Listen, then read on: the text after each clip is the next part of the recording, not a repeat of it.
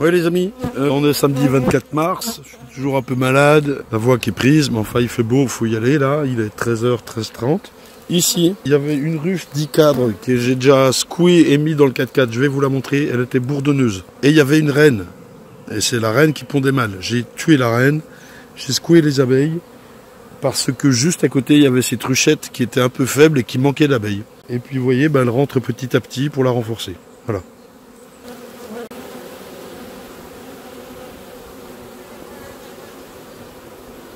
Ici, on est toujours dans les cas spéciaux, hein, je suis en train de faire le tour tranquillement. Eh bien, justement, c'est ce qui m'a décidé à aller chercher la caméra, parce que je voudrais qu'on la regarde ensemble. Alors, je l'ai déjà un petit peu dérangé, mais c'est un cas intéressant. Allons-y. Alors, en l'occurrence, il y avait une reine achetée là-dedans. Une reine achetée. Eh bien, on va regarder ensemble.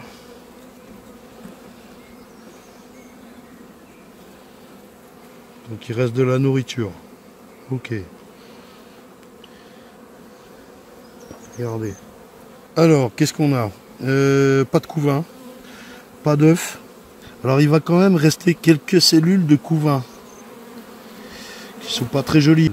Et là, vous voyez une cellule royale qui a été bouffée sur le côté. Hein. Elle n'a pas été ouverte par le dessous. Et il y en a plusieurs comme ça. On va les regarder. Voilà. Vous voyez que ça a été grignoté sur le côté, là. En dessous, sur le côté, c'est des anciennes cellules royales, hein, ça. Et pourtant, il reste un petit peu de couvain.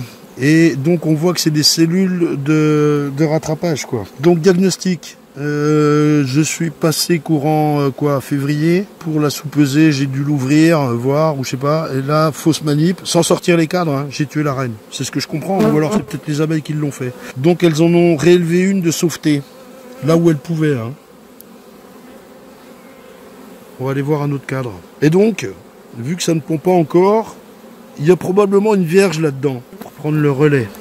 À la limite, vous allez me dire, ben, on s'en fout de l'avoir ou pas, faut laisser faire et puis revenir plus tard. C'est pas faux. Non, mais c'est vrai, dans la mesure où j'ai pas de reine de remplacement, moi j'attends encore pour greffer, qu'il y ait des mâles et tout et tout. D'ailleurs, je vais y revenir par rapport à la bourdonneuse de l'épisode précédent, elle est là-bas, là. On va s'en occuper tout à l'heure. Désolé pour la voix. Cassez la voix. Cassez la voix. Alors là, il manque de nourriture. Vous voyez, il y a même des abeilles mortes ici. Il y a eu un manque de bouffe à un certain moment, hein, dans cette ruche. Pourtant, il y a de la nourriture ici. Avec le froid qu'il a fait, des fois, elles ont du mal à se déplacer, quoi. Là, on voit un mâle.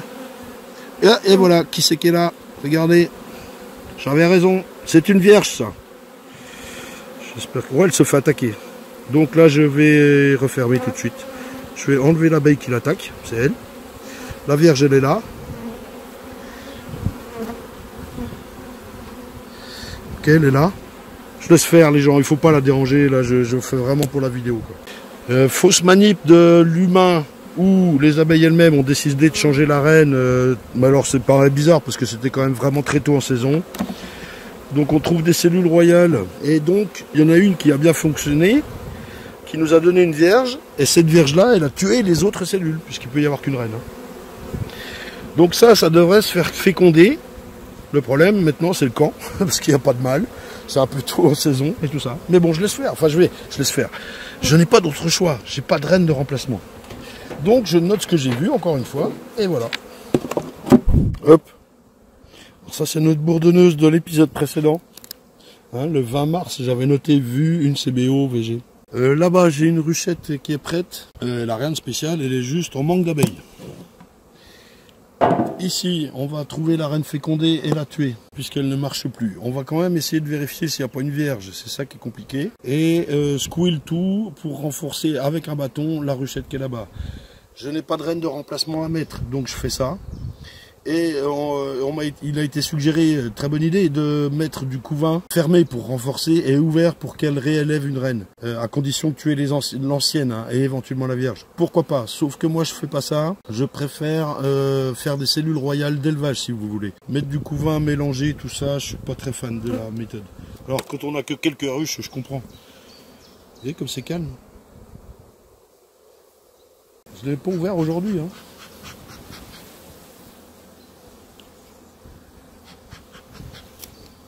Alors, il faut aller le plus tranquillement possible. Sachant aussi, et depuis la dernière fois, là, avec la nosémose, les malades et tout ça, j'ai désaffecté mes outils. En fait, même, c'est à un neuf. Hein. Donc, elle est toujours bourdonneuse. Jusque-là, pas de surprise. J'espère que ça se voit, machin. Je vais essayer de trouver là où les rennes. Le soleil est appréciable, hein, bien sûr. Il y a pas mal de mâles, évidemment. Alors la fécondée, bon, c'est reconnaître une reine fécondée assez rapidement. La reine vierge, elle est plus petite, elle a un abdomen un peu plus en triangle, pas développé. Et elle est beaucoup plus vide, d'une manière générale. Alors, c'est pas forcément le cas. Voilà. Donc là, on a la chance d'avoir un cadre d'abeilles qui ne bouge pas trop. Normalement, la reine vierge, on la voit, on la distingue assez facilement, quoi. Surtout en début de saison où il n'y a pas 65 000 abeilles là-dedans, quoi. Alors voilà ma fécondée ici. Elle est là. Oh, elle passe de l'autre côté, il y a un trou. C'est un réfugié du soleil. Bon, la voilà les gens. Donc elle fait pas son boulot, on est bien d'accord, quoi. Il faut bien passer à autre chose, quoi. Hein. Alors deux options, soit on la laisse dans la ruche, enfin on la tue, quoi. Mais soit on la laisse dans la ruche, soit on l'envoie ailleurs. Là, dans la mesure où je vais secouer tout le monde, là, je l'envoie ailleurs. Et sinon, je peux la laisser dans la ruche. Je vais vérifier qu'il n'y ait pas donc une seconde reine. Bon, allez. Squage. Bon, secouer, vous avez déjà fait ça? Pas le plus mieux, vous voyez, je m'y reprends à 3 fois parce que j'aime pas faire ça, quoi. Voilà, ni plus ni moins. En même temps, je me dis que si je le fais pas, ben elle meurt. Voilà. Ok. Et voilà, là, ça fait un cadre sans les abeilles, sans rien. Presque réutilisable celui-là. Hop.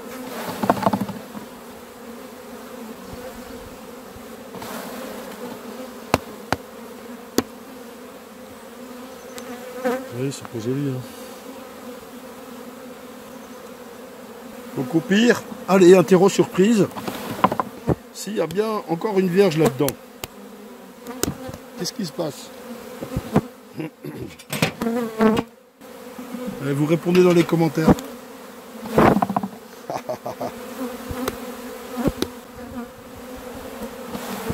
ça s'agite un peu. C'est bien normal. Essayez de ne pas taper les cadres contre la ruche. Hein. C'est trop violent, ça casse les cadres, ça énerve trop les abeilles et tout. Donc voilà.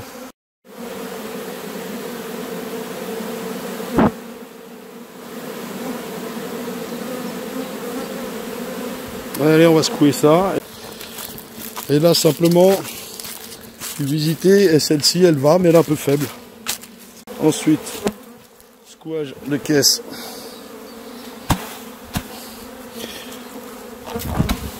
Une main, c'est chaud, quoi. Il m'en reste un peu à secouer là-dedans. Attention à ce qu'on fait. Voilà, si on n'ose pas taper, allez, à côté ici, ça va. Hop, voilà. Et on va laisser faire le temps qu'elle monte.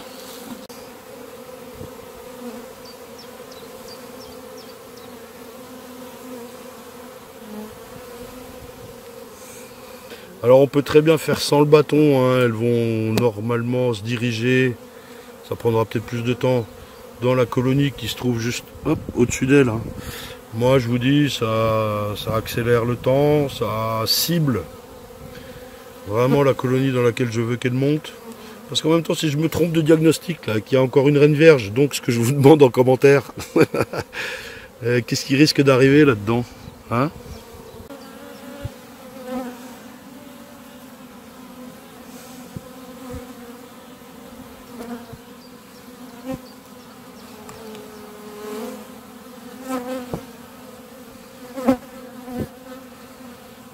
Ils sont un peu en panique, hein, c'est normal.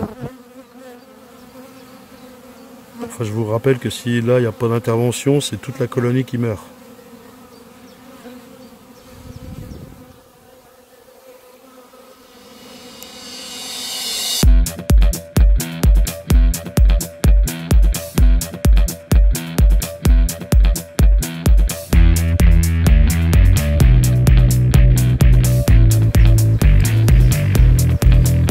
Allez, un tout petit peu que ça accélère.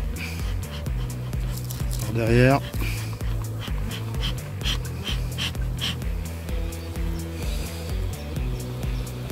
voyez, ça fait une vague directe, elles avancent.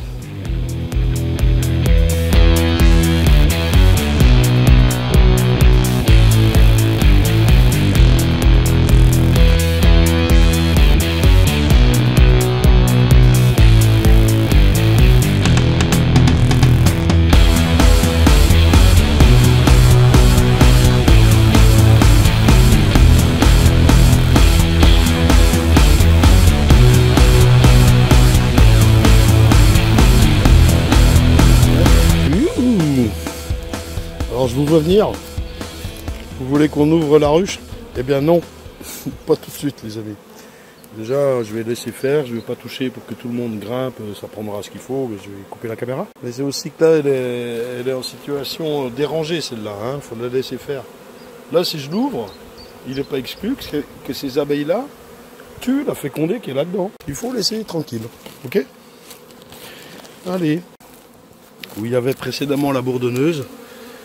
Bon, il ne reste rien, voilà, il y a quelques abeilles en plus, celles qui volaient, hein, elles se sont réfugiées ici, ça bat le rappel, ok. Voilà, c'est tout, basta. No problemo. Oh, la galère. Bon. Les amis, j'ai pas de voix, je suis malade. Mais bon, ça fait rien, il fait pas trop mauvais. On est dimanche. Et comme je me base sur la météo, hein, pour voir un petit peu quand est-ce que je pourrais voir les ruches, dimanche c'est une journée qui est à peu près correcte, j'y vais. Même si je suis un peu malade. Je vous ai envoyé l'épisode sur la cire ce matin, et je suis content, il y a des bons retours. Et même Martin m'a envoyé un SMS là tout de suite, il est 13h, 14h là, qu'il était content, je suis content. Voilà, merci à vous les amis. Et là, je regardais juste quelques ruches comme ça. Heureusement d'ailleurs, parce que la toute première qui est très belle, elle avait absolument rien à manger, quoi. Je lui ai mis un demi-candy. Voilà. Non, sinon j'en ai deux autres. Je vais vous montrer, parce qu'on est toujours dans les cas spéciaux. Alors là, j'ai une bourdonneuse. Pas très balèze. Il y a un peu d'abeilles, mais très peu. Et j'ai enlevé la reine qui pondait mal. Là, on va regarder celle qui est à côté. Là.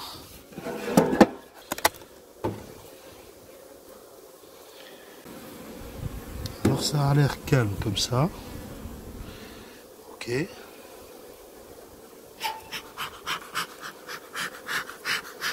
l'ai fait descendre un petit peu.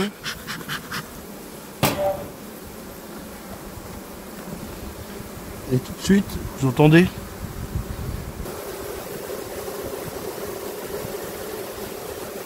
Et ça chante. Ça c'est déjà un des signes directs qu'il y a un souci, quoi. Et donc on peut faire tout le tour comme ça, c'est plutôt calme, ça tient le cadre, et ça chante. Et il n'y a pas de couvain, pas d'œuf. Donc dans ces cas-là, il faut vite ramener une reine. Le problème c'est qu'on n'en a pas forcément sous le coude. Et puis il est tôt là en saison. Il n'y a même pas de mâle encore chez moi. Donc, alors là, on voit qu'il y a quand même un mâle ici. Un gros dodu. Et il y en a quelques-uns qui traînent comme ça. Et il n'y a pas de couvain. Donc, enfin, tout ce petit monde-là date d'il y a un moment. Alors, on ne sait pas quand est-ce que la reine est morte. Il y avait bien une reine là-dedans. Mais, pour le coup, là, on n'a aucun indice. On n'a pas d'œuf, on n'a pas de cellule royale ou d'ébauche pondue, on n'a rien du tout. On a, vous voyez cette abeille-là ? Elle est petite et un peu noire, elle est vieille. Il y a beaucoup de vieilles abeilles là. Elle se distingue assez facilement.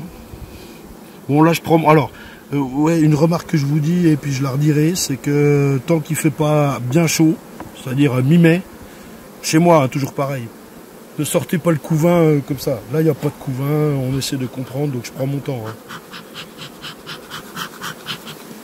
Et normalement ne sortez pas le couvain... sauf si vous êtes dans le sud et qu'il fait déjà chaud. Alors là je prends mon temps pour essayer de voir si je vois une vierge, si je vois quelque chose qui me donne un indice de compréhension de ce qu'il y a, de ce que je peux faire. Il y a beaucoup d'abeilles, ça vaudrait le coup de ramener une reine, mais je vous dis j'en ai pas. Vieilles abeilles, il y a des vieilles abeilles de partout. Là on dirait qu'elles ont voulu faire une ébauche de cellule royale, je sais pas si ça passe, oui ça passe. Bon il n'y a pas d'œuf, hein. Là, on est peut-être à deux doigts à ce qu'une abeille se mette à pondre.